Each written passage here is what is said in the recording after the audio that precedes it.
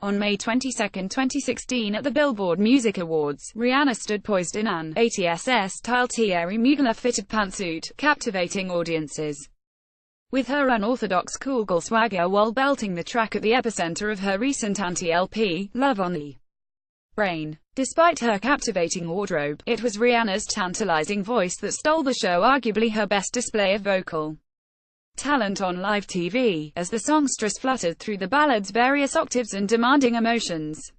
Fittingly enough, the Queen of Pop Radio would collect the Billboard Chart Achievement Award, as her 9-week reigning #1 work sat in the top 10 of the Billboard Hot 100 alongside Rihanna's anti-follow-up single, Needed Me, largely due to the performance's undeniable execution. Love on the Brain first bowed at No.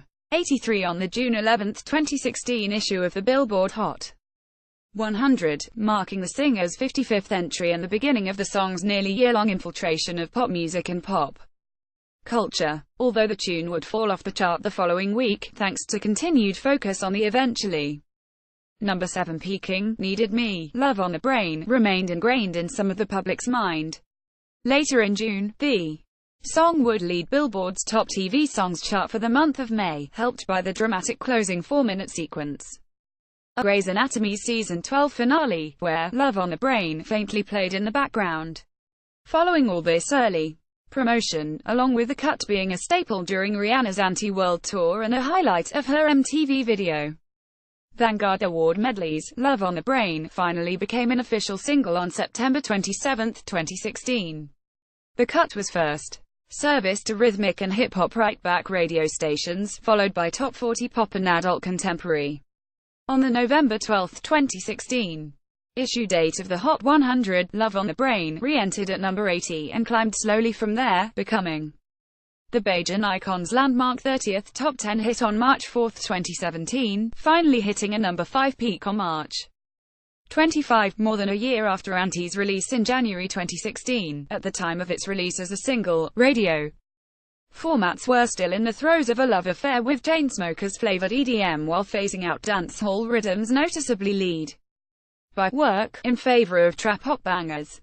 Meanwhile, hip-hop had emerged as the clear sound of the ing world, which was beginning to dictate the momentum of radio in the charts to an unprecedented degree.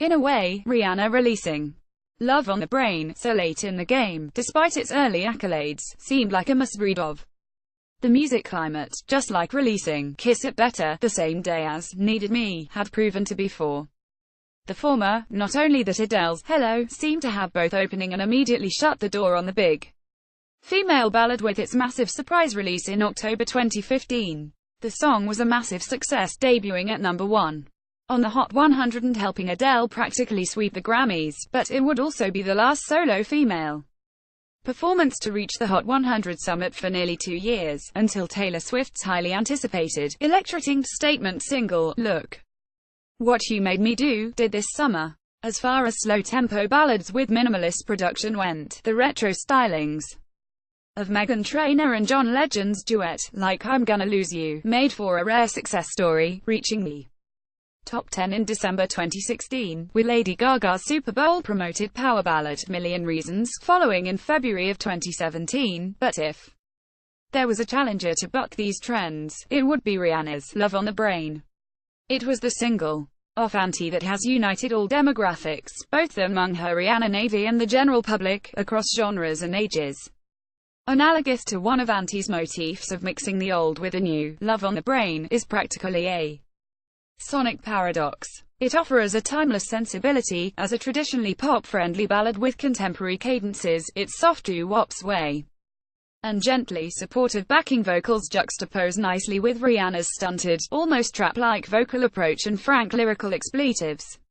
The song's edgy R&B backbone suits urban radio listeners, while the retro factor and Rihanna's star brand completes pop and adult contemporary needs. Another key factor in the song's magnetic success is its vocal performance and context.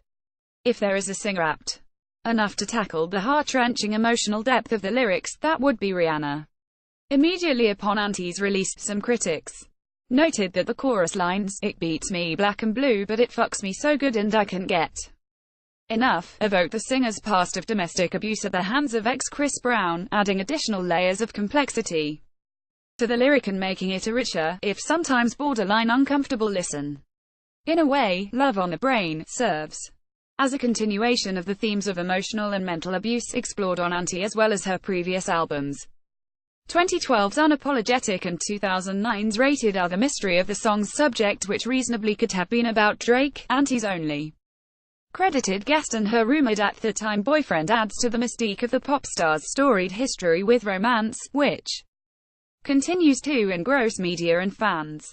With Rihanna's delivery, there's an earnest sincerity that's rarely been felt in a ballad since Hello, which in itself recalls the theatrical flair of classic 90s ballads like Celine Dion's My Heart Will Go On, or Toni Braxton's Unbreak My Heart. The success of Love on the Brain on pop radio today is a rare find, because traditional R&B's presence on the format is an oddity.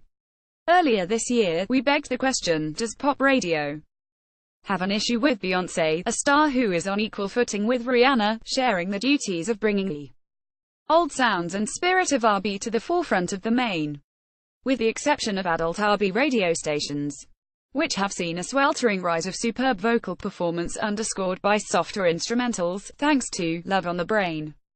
Top 40 seems to still have a problem with the genre unless it's doused in hip-hop production and pop-friendly hooks. Frankly speaking, Love on the Brain is not a true hit factory pop song, it's more akin to Etta James or Motown-styled soul, but the music industry has experienced a prominent surge of retro-harkening balladry across different musical genres.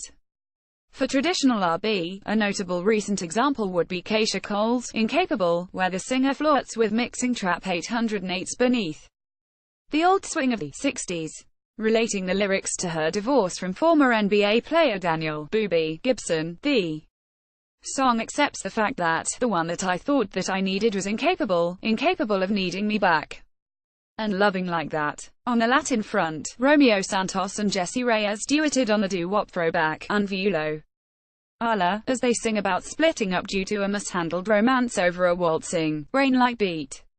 In pop, both Kelly Clarkson, who has covered Love on the Brain, and Demi Lovato have expressed newfound appreciation for R&B, incorporating its old-school vibes on the respective albums Meaning of Life and Tell Me You Love Me. For Clarkson, Love on the Brain cadences can be clearly heard on Meaning bonus cut Don't You Pretend, where the singer waltzes with trumpets and soulful background singers. For Lovato, she packs a punch with You Don't Do It For Me Anymore, a brooding vocal showcase in 34 time that questions why she's fallen out of love. In many ways, these qualities can also be heard on her latest single, Tell Me You Love Me, which indulges more of a gospel-zool funk. Even as we approach 2018, a random visit to the grocery store could still potentially lead to hearing Love on the Brain being played on the radio. What's eerie about this song's importance in 2017 is the fact that history looks to be repeating itself. Doo-wop and soul played a major role in soundtracking the ongoing civil rights struggles of the 50s and 60s. At the time of Anti's release, similar battles were and still are taking place. This is one reason why the structure of the song resonates with primarily older listeners of adult contemporary and adult R&B formats, as younger listeners of pop and hip-hop identify with its blunt lyricism.